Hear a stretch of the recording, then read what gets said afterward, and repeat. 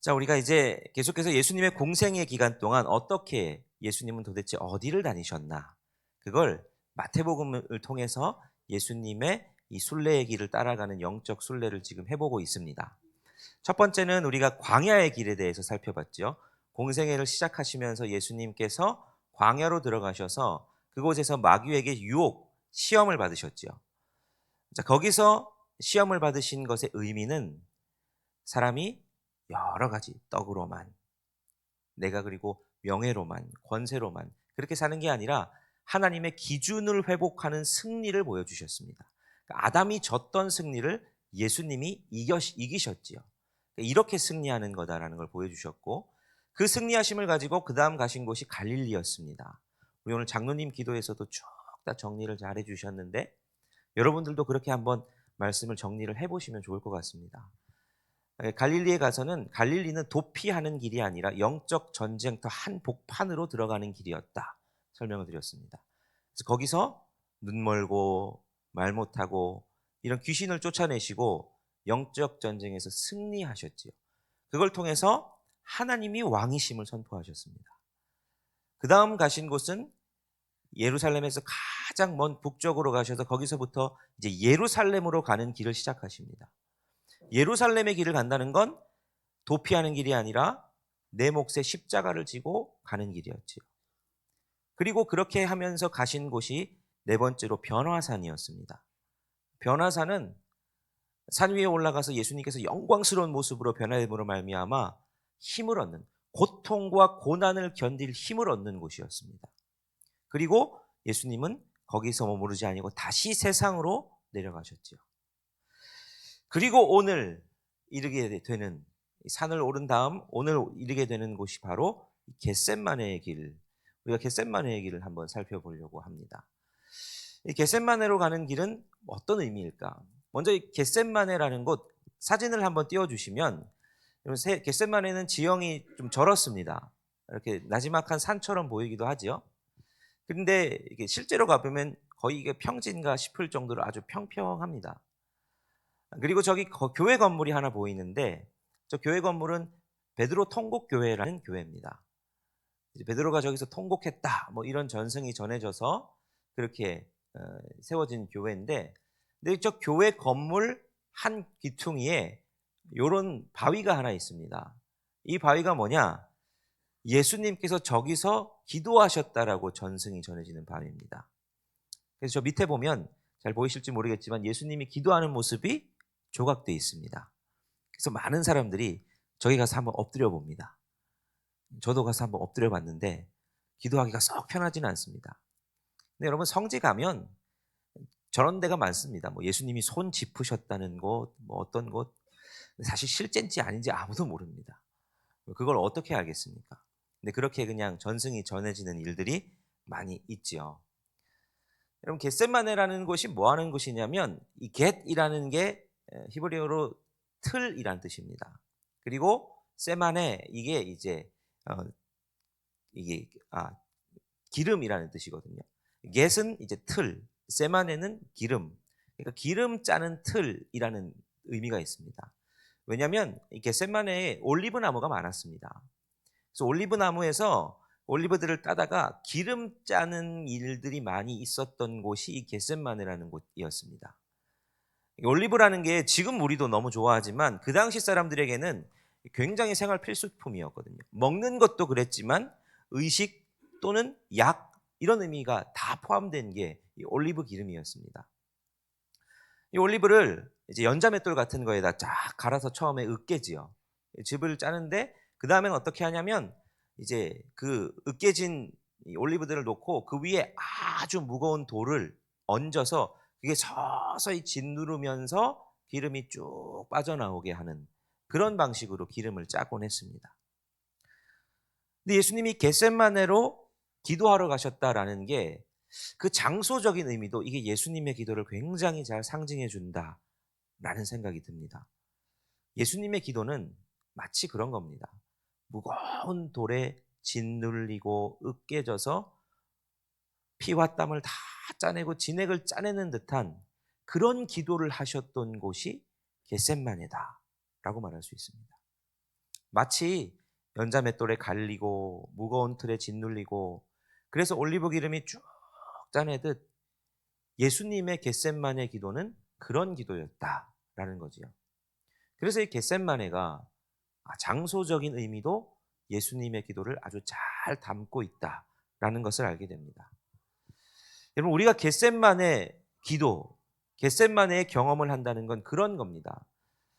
여러분이 그런 삶의 경험을 해보신 일이 있을지는 잘 모르겠지만 우리 삶에도 겟셋마네라는 시간들이 찾아오고는 합니다. 내가 마치 막 짓눌리는 것 같은 시간, 하나님 앞에 그렇게 으깨어서 할 수밖에 없을 것 같은 그런 시간이 우리 가운데 찾아오곤 한다 하는 거지요.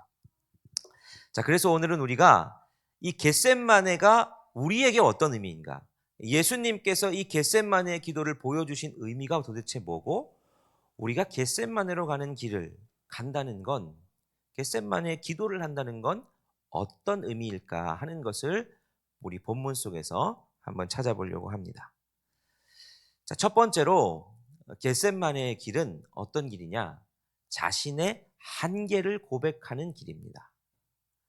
겟셋마네의 길은 자신의 한계를 고백하는 길. 겟셋마네의 기도가 그런 기도를 하는 곳입니다. 자, 오늘 본문인 우리 37절, 38절 말씀 같이 한 목소리로 읽어보겠습니다. 자, 시작.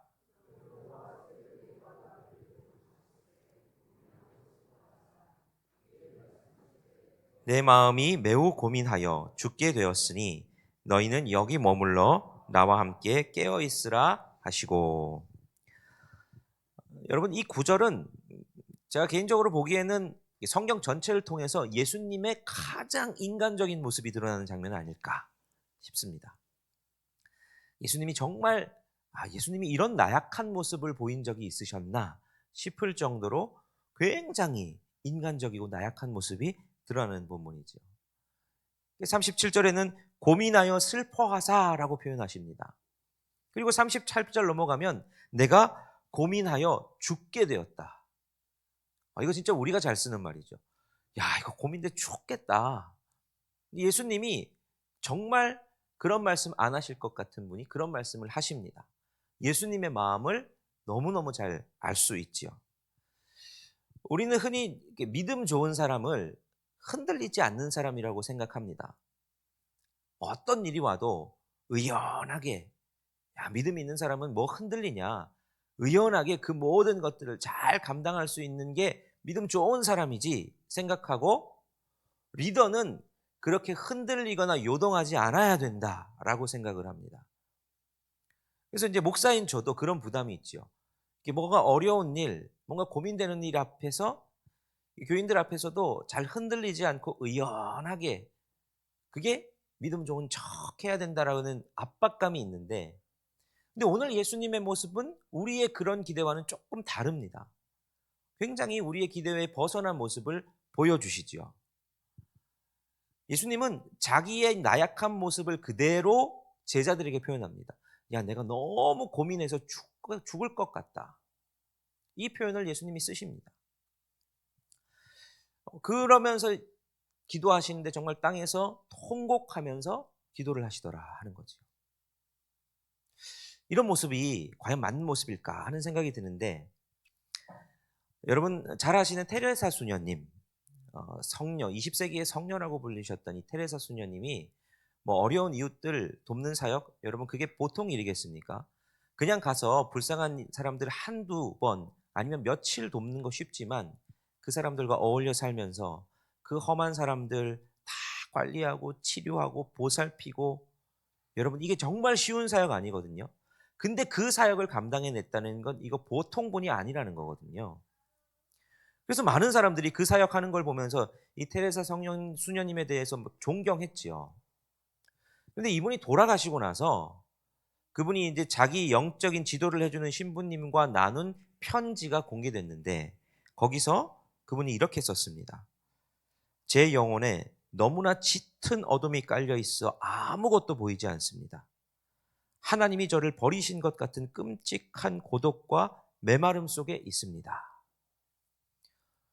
이 편지가 나중에 공개되고 테레사 수녀님의 영성에 대해서 막 조명하면서 사람들이 이 사실을 알자 사람들이 꽤 많이 놀랐습니다. 아니 그분이 이랬다고? 그냥 멀리서 보기에는 아무것도 흔들리지 않고 정말 믿음이 좋아서 성자 같은 모습이었는데 근데 그분이 이런 흔들림을 가지고 그런 고백을 하셨었다고 하면서 많은 사람들이 놀랬지요. 근데 신학자들이 이분의 이 고백, 테레사 수녀님의 이 고백은 그녀에게 있어서 그게 바로 겟셋마네였다. 이렇게 고백을 합니다. 겟셋마네는 자신의 한계를 솔직히 고백하는 자리입니다. 여러분 테레사 수녀님은 이 겟셋마네 같은 고백이 있었기에 그 사명을 감당하실 수 있었습니다. 겟셋마네는 우리의 나는 할 수 있어. 나는 아무렇지도 않아. 자신을 포장하고 괜히 센 척하고 모순되게 자신의 상황을 드러내는 그런 자리가 아닙니다. 우리가 예수님을 따라서 겟셋마네로 간다는 의미는 내가 괜찮은 척하는 자리로 가는 것이 아니라 그렇게 기도하는 자리가 아니라 내가 다 알고 있는 듯 기도하는 자리가 아니라 하나님 나 고민돼서 죽을 것 같습니다라고 자신의 한계를 솔직하게 인정하는 자리 그 자리가 겟셋마네라는 자리였다는 겁니다. 그게 예수님이 겟셋마네에서 기도하신 것의 의미였지요. 여러분 그리고 우리가 예수님을 따라서 간다는 건 우리에게도 겟셋마네의 자리가 있어야 한다는 것을 의미합니다. 괜찮은 척 포장하고 나는 믿음 좋은 건 이런 거다라고 흔들리지 않는 거다라고 그냥 억지로 참고 버티는 게 아니라 하나님 나 정말 고민돼서 죽을 것 같습니다. 그리고 옆에 있는 분들에게 내가 지금 겟셋마네의 자리입니다. 나 고민돼서 죽을 것 같습니다. 솔직히 인정하고 기도를 요청하고 하나님 앞에 엎드리는 자리 여러분 그게 겟셋마네의 의미다 하는 거지요. 저는 우리 일산 영문교회 예배당이 그리고 우리가 모이는 예배 시간들 여러분이 만나는 그 자리들이 겟셋마네가 되었으면 좋겠습니다. 누구든 마치 돌이 나를 꽉 누르는 것 같은 삶의 무거운 문제와 짐이 있는데 그것 가지고 그냥 괜찮은 척 연기하다가 흩어지는 그런 공동체가 아니라 이 예배당에 와서 겟셋마네의 기도를 하나님 앞에 하면서 또 주변에 있는 성도들에게 내가 지금 고민되어서 죽을 것 같습니다 라는 기도의 요청을 하면서 그렇게 주님 앞에 때로는 통곡하며 주님 앞에 정직하게 자신의 한계 그걸 인정하며 기도할 수 있는 자리 여러분 그게 우리의 예배당 우리의 예배 여러분이 함께 나누는 교제가 되기를 간절히 소원하는 거죠. 여러분 주님 앞에 나올 때 포장하실 필요 없습니다. 괜찮은 척 답을 다 아는 척 믿음 좋은 척 여러분 그거 하실 필요 없다는 거죠. 우리에게는 겟셋마네가 필요하다 하는 겁니다. 두 번째 겟셋마네의 길의 의미는 겟셋마네의 길은 관계를 통해 고통을 이기는 길입니다. 겟셋마네의 의미는 관계를 통해 고통을 이기는 그런 기도가 이루어지는 곳이 바로 겟셋마네라는 곳이죠. 자, 우리 39절 말씀 한 목소리로 같이 읽겠습니다. 자, 시작.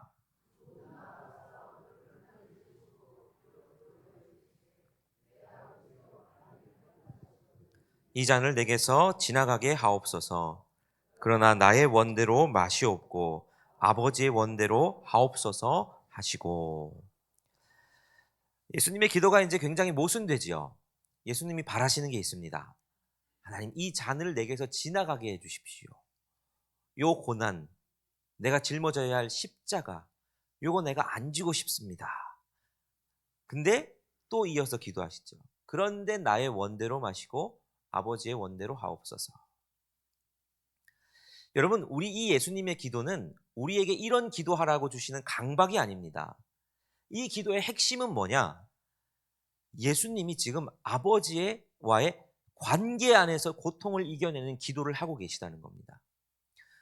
여기서 이제 내 아버지여 라고 우리 오늘 본문은 표현했는데 이걸 똑같은 본문, 똑같은 내용을 기록한 평행 본문인 마가복음 14장에 보면 이 여기서 하나님을 부를 때 아빠, 아버지라고 부릅니다. 여기서 이제 아빠는 우리 한글로도 똑같지만 유대인들이 어린아이들이 아빠를 가장 친근하게 부르는 표현이 아빠라는 표현입니다. 아버지를 아빠라고 불렀을 때는 굉장히 친밀한 관계가 형성되어 있다라는 걸 뜻하는 거죠. 그러니까 내 아버지요, 이게 아빠 아버지요라고 부르셨던 겁니다. 아빠 아버지요라고 부른다는 건 친밀한 관계죠. 지금 예수님은 이 잔을 내게서 옮겨 주십시오라는 기도, 그러나 나의 원대로 마시고 아버지의 원대로 되기를 원합니다라는 건 그냥 폭군 아버지 앞에서 내가 어쩔 수 없어서 아버지 뜻이니까 내가 그냥 어쩔 수 없어서 합니다, 이런 기도를 하시는 게 아닙니다. 굉장히 아버지와 친밀한 관계, 아빠라고 부르면서 내가 근데 이거 아빠 뜻이면 내가 순종해 보겠습니다 라는 관계를 통해서 고난을 극복하는 기도입니다. 이게 이해가 잘 안 되시면 예를 들면 이런 겁니다. 한 어린애가 굉장히 중병에 걸렸습니다. 그래서 아주 아픈 주사를 맞아야 됩니다.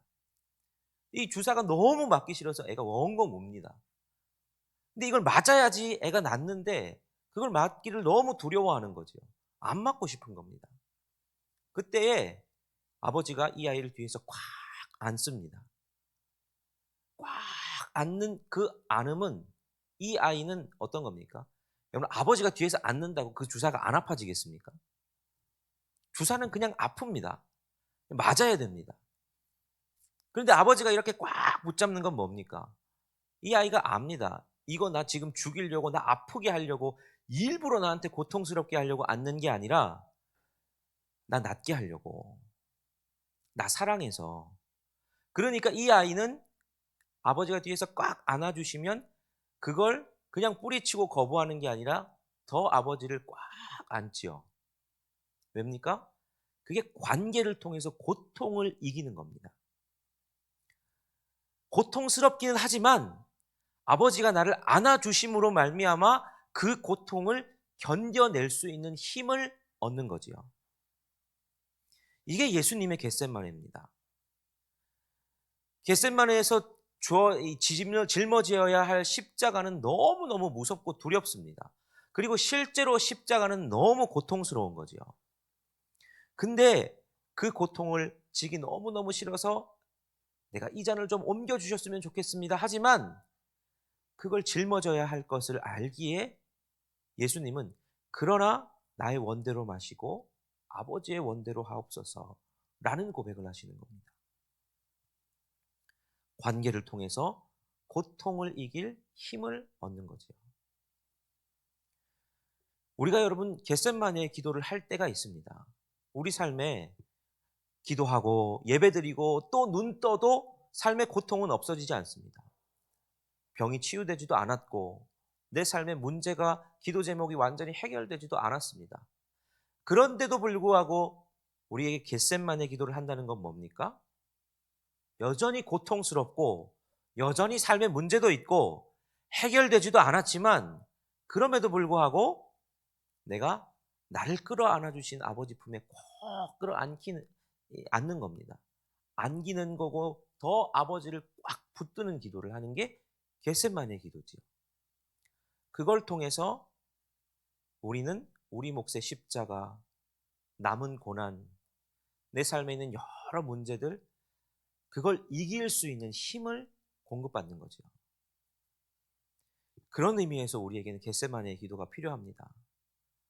아빠 하고 부르면서 주님 앞에 나와서 부르짖으며 간절히 기도하는 그 기도가 필요하다라는 거죠. 그러니까 이 예수님의 기도는 어쩔 수 없어서 내가 기도한 이 패배자의 변명이 아니라 관계로 말미암아 그 모든 것들, 하나님 아버지의 깊은 신뢰를 경험한 자만이 할 수 있는 진짜 고백, 진짜 승리의 기도가 겟세마네의 기도다 하는 겁니다. 마지막 세 번째, 겟세마네의 길은 다른 것이 아니라 중보하는 길입니다. 겟세마네로 간다는 것, 겟세마네에서 기도한다는 건 중보의 기도라는 것이죠. 자, 오늘 보면 40절 예수님께서 제자들에게 오셔서 이렇게 말씀을 하십니다. 우리 같이 한번 읽겠습니다. 시작. 제자들에게 오사 그 자는 것을 보시고 너희가 나와 함께 한 시간도 이렇게 깨어 있을 수 없더냐. 자, 예수님이 제자들에게 이 겟세마네 기도를 하시기 전에 내가 정말 고민돼서 죽을 것 같다. 너 여기서 깨어서 함께 있어라. 그리고 중보의 기도를 요청하신 겁니다. 너희 나와 함께 좀 기도해 줘라. 근데 와서 봤는데 제자들이 너무 육신이 피곤한 겁니다. 그래가지고 다 골아 떨어져 있습니다. 예수님이 말씀하시죠. 너희 나와 함께 이렇게 한 시간도 깨어 있을 수 없었냐. 자, 여러분, 예수님은 겟세마네에서 중보에 초청을 하십니다. 근데 잘 보면 예수님의 이 기도도 예수님이 지금 자기를 위해서 기도하시는 것 같지만 사실은 예수님이 십자가 지시는 건 누구 때문입니까? 자기 때문이 아닙니다. 우리 죄 때문, 내 죄 때문입니다. 온 세상 모든 인류의 죄, 여러분 그거 짊어지고 십자가 지는 기도하시는 게 지금 겟세마네입니다. 예수님의 겟세마네 기도 자체가 중보의 기도입니다. 근데 여러분 제자들은 그거 알지도 못하고 피곤함에 져서 자고 있습니다. 톰 라이트가 겟세마네의 기도를 이렇게 정리합니다. 이곳은 세상의 모든 고통과 억압, 불의와 슬픔이 한 곳으로 집중되는 깔때기 같은 장소다. 오늘날에도 주님은 세상에 신음하는 자들을 위해 겟세마네에서 피눈물을 흘리시는데 현대 교회는 너무나 자주 영적인 잠에 빠져 있다. 예수님은 겟세마네에서 온 세상의 아픔과 죄악, 부조리와 불합리한 것들, 여러분 그걸 다 짊어지고 지금 겟세마네에서 돌에 짓이겨지듯 즙을 짜내며 피눈물 흘리며 기도하고 계신 겁니다. 그 십자가 지려고. 근데 정작 제자들은 자신들의 죄를 담당할 예수님을 위해서 함께 기도하지도 못하고 깊은 잠에 빠져 있습니다. 근데 여러분 그게 우리의 모습은 아닐까 하는 생각을 해봅니다. 여러분 겟세마네의 길을 간다는 건 이 세상의 그 아픔들, 예수님께서 끌어안으셨던 그 아픔들을 나도 끌어안고 함께 중보하는 자리가 겟세마네의 자리다 하는 거죠. 여러분들 우리가 중보가 너무너무 약할 때가 많습니다. 우리 기도가 대부분 그냥 내 기도에 머물 때가 많습니다. 내 자녀, 내 가족, 내 문제 거기에만 머물러 있을 때가 많지요. 우리가 겟세마네의 기도를 한다는 건 내 문제를 넘어서서 예수님이 품으셨던 그 문제를 나의 문제로 삼고 기도하는 겁니다. 즉, 내 옆에 있는 어려운 당한 이들, 세상의 죄악들, 여러 문제들, 슬퍼하는 이들, 그 문제들을 끌어안고 기도할 수 있는 게 겟세마네로 갈 수 있는 사람들의 기도라는 거죠. 그런 의미에서 여러분, 우리 일산영문교회가 중보의 기도가 활발해지는 교회가 되면 좋겠습니다. 우리 중보 열심히 하시는 분들 계십니다. 1부 예배, 2부 예배, 주일 예배 때마다 저 중보기도실 자리에 위치해서 예배를 위해서 우리 성도들 은혜 받기를 위해서 기도하시는 분들이 있고 주중에도 나와셔서 시간을 채우면서 자기 시간 딱 정해서 저 중보기도실에 들어가셔서 여러분이 내신 중보기도 제목을 가지고 기도하시는 분들이 있습니다. 여러분 그런데 그 시간들이 아직도 많이 비어있다는 거 아십니까? 저 밖에 게시판에 보면 중보기도 신청해 주세요 하는데 여러분 기도하는 것들을 남의 일들로 여기지 마시고 그 중보의 기도가 겟세마네 자리로 여기시고 여러분들 함께 하시면 좋겠습니다. 뿐만 아니라 여러분 아십니까? 예배당에 평일에 오시면 저희가 낮에 항상 교회 예배당 문이 잠기기 전까지 예배당에 음악을 잔잔하게 틀어놓습니다. 기도하는 분들이 누구든 오셔서 편하게 기도하시라고. 여러분 우리가 모여서 중보하며 기도하는 그 겟세마네의 자리가 여러분의 삶 가운데 풍성해지셨으면 좋겠습니다. 영적인 잠에 빠져서 그냥 아유 뭐 내가 할 일들 바쁘고 내가 여러 가지 할 것들 많은데, 여러분 그렇게 핑계 대면 제자들처럼 똑같이 우리가 영적인 잠에 빠져서 예수님은 피눈물 흘리며 기도하시는데 우리는 잠들어서 기도하지 못하는 그 모습이 우리에게도 재현되는 거 아니겠습니까? 그래서 41절에서 예수님께서 이렇게 말씀하시지요. 우리 41절 말씀도 함께 있습니다. 시작. 시험에 들지 않게 깨어 기도하라. 마음에는 원이로되 육신이 약하도다 하시고. 여러분 이게 꼭 우리에게 하시는 말씀은 아닐까? 언제부턴가 한국교회에서도 새벽을 깨우는 게 너무 힘들어졌습니다. 사람들이 바쁘고 일이 많아졌다는 핑계입니다. 근데 여러분 바쁘고 일이 많았던 거가 없는 삶이 있었을까요? 농경 시대에는 덜 했을까요? 오히려 그때는 더 빨리 일어나서 새벽 3시간, 4시간 기도해야 빨리 일하러 가는 건데요. 우리에게 핑계가 더 많아진 것 같습니다. 새벽을 깨우지 못할 핑계도 많아졌고, 중보하러 나아가지 못할 핑계도 많아졌고, 그래서 어느 순간 우리도 영적인 잠에 빠져버린 제자들과 같은 모습은 아니었을까. 여러분 삶에 이 기도의 자리를 회복하시기 바랍니다. 세상의 문제를 놓고, 내 옆에 있는 환우들의 문제를 놓고, 아파하는 많이 신음하는 그들의 문제를 놓고 기도하는 여러분들의 겟세마네의 자리가 회복되시기 바랍니다. 오늘 말씀을 정리하면 여러분 겟세마네는 자신의 한계를 고백하는 기도를 하는 자리입니다. 주님, 제가 너무 힘듭니다. 자기를 억지로 포장하지 않는 거죠. 또한 겟세마네는 내가 할 수 없는 것들 주님과의 관계로 승리하는 힘을 얻는 기도가 겟세마네의 기도고 겟세마네의 길입니다. 그리고 거기에 멈추지 않고 중보하는 곳, 그 자리로 나아가는 게 겟세마네의 자리입니다. 사순절 이제 고난 주간을 앞두고 마지막 때를 보내고 있는 우리인데, 여러분 우리가 겟세마네의 길까지 갈 수 있었으면 좋겠습니다. 겟세마네의 기도가 우리 삶에 회복되면 좋겠습니다. 내가 예수 그리스도를 따라간다고 했을 때 그저 허울 좋은 모습으로 따라가는 게 아니라 주님의 십자가 진다고 했을 때 이 겟세마네 기도는 반드시 필요한 기도입니다. 오늘 우리가 함께 계속해서 기도할 텐데 우리 기도의 자리가 겟세마네의 자리가 되었으면 좋겠습니다.